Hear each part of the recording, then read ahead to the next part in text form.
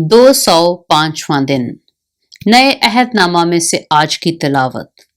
मुकद्दस पौलुस रसूल का खत रोमियो के नाम, उसका 8वां बाब 18वीं आयत से लेकर 39वीं आयत तक।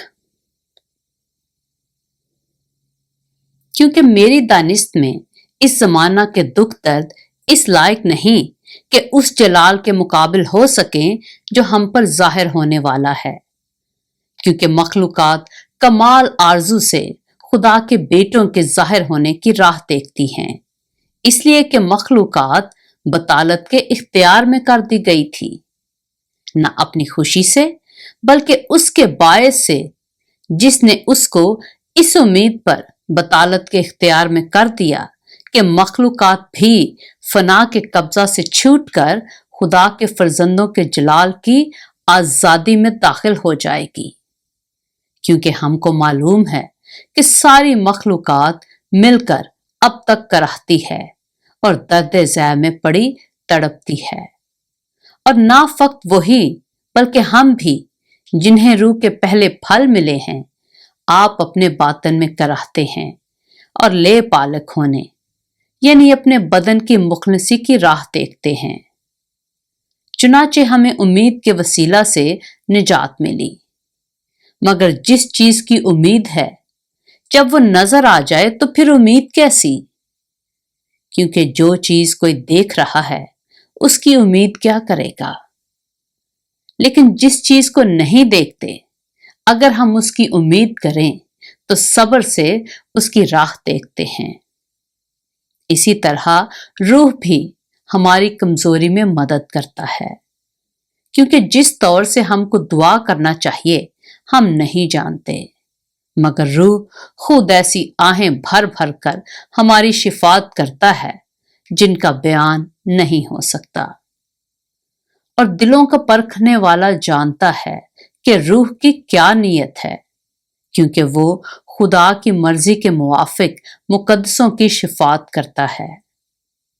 और हमको मालूम है कि सब चीजें मिलकर खुदा से मोहब्बत रखने वालों के लिए भलाई पैदा करती हैं, यानी उनके लिए जो खुदा के इरादा के मुवाफिक बुलाए गए।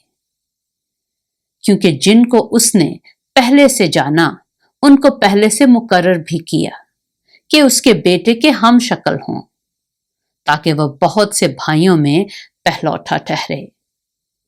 और जिनको उसने पहले से मुकर्रर किया उनको बुलाया भी, और जिनको बुलाया उनको रासपास भी ठहराया, और जिनको रासपास ठहराया उनको जलाल भी बख्शा। बस हम इन बातों की बाबत क्या कहें? अगर खुदा हमारी तरफ है तो कौन हमारा मुखालिफ है? जिसने अपने बेटे ही को दरेग ना किया बल्कि हम सब की खातिर उसे हवाला कर दिया, वो उसके साथ और सब चीजें भी हमें किस तरह ना बख्शेगा? खुदा के बरगजीदों पर कौन नालिश करेगा? खुदा वो है जो उनको रासपास ठहराता है। कौन है जो मुजरिम ठहराएगा? मसीह यसू वो है जो मर गया बल्कि मुर्दों में से जी भी उठा और खुदा की दाहिनी तरफ है और हमारी शिफात भी करता है। कौन हमको मसीह की मोहब्बत से जुदा करेगा?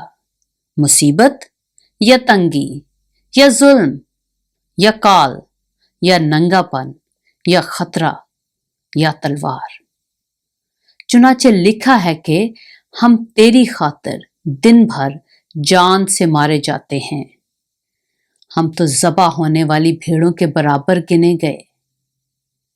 मगर उन सब हालतों में उसके वसीला से जिसने हमसे मोहब्बत की, हमको फतह से भी बढ़कर गलबा हासिल होता है।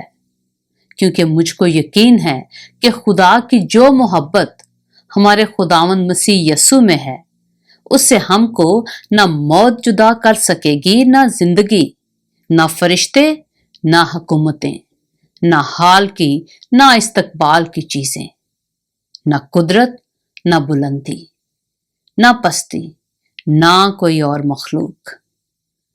पाक कलाम के पढ़े और सुने जाने पर खुदावंद की बरकत हो।